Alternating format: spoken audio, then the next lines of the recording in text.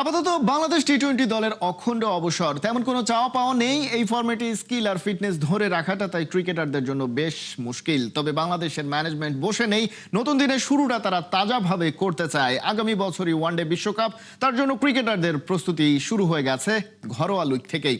রিপোর্টে বিস্তারিত। মহসিন নাকভির আইডিয়ায় ক্রিকেটে কাইট ডিপ্লোমেসি, সেটা দিয়েই সব সংকটের অবসান হয়ে গেল।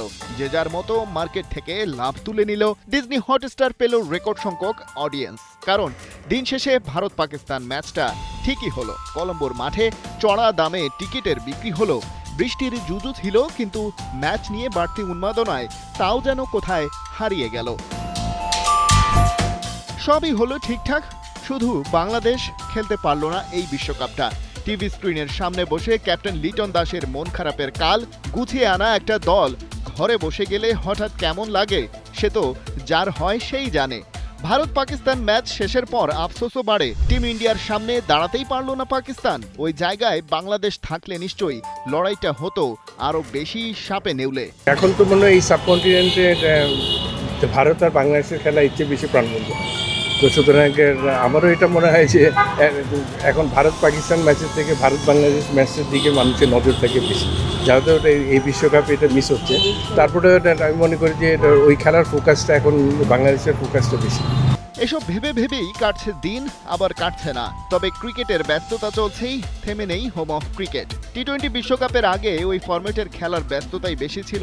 এবার টাইগারদের সামনে ওয়ানডে বিশ্বকাপ, সেটার প্রস্তুতিও তো শুরু করা দরকার। 50 ওভার বিশ্বকাপ আছে, এই প্রিপারেশন এখান থেকে শুরু হবে। আর বিসিএলটা সবচেয়ে বড় জিনিস হলো যে এবার আমরা জাতীয় খেলোয়াড়দের যে পুলের যে খেলোয়াড় আছে সবাইকে একসাথে পাচ্ছি। কিন্তু 2027 বিশ্বকাপ নিয়ে যখন আলোচনা হচ্ছে, তখন সামনে আসে সাকিব আল হাসান প্রসঙ্গ।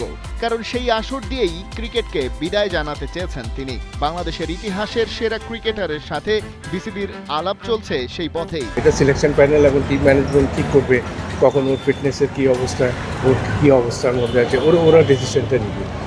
তো সুতরাং আগে তো ডোমেস্টিক খেলতে পারবে কিনা, কোথায় কী অবস্থান আছে, এগুলো সিলেকশন প্যানেলের ম্যানেজমেন্ট ডিসিশন নিয়ে ওটা চিন্তা ভাবনা করে। নিজের জন্মভূমিতে এসে আন্তর্জাতিক ক্রিকেটকে বিদায় জানানোর ইচ্ছা সাকিবের শুরু থেকেই, কিন্তু সেটা সম্ভব হয়নি নিজের রাজনৈতিক পরিচয়ের কারণে। সেই পরিচয় তিনি ত্যাগও করেননি বটে, তবে একজন ক্রিকেটার সাকিব আল হাসানের প্রতি জাতীয় নির্বাচনে জয় পাওয়া বিএনপি নেতাকর্মীদের অনেকটাই নমনীয় মনে হচ্ছে। খালিদ জামিল, ৭১।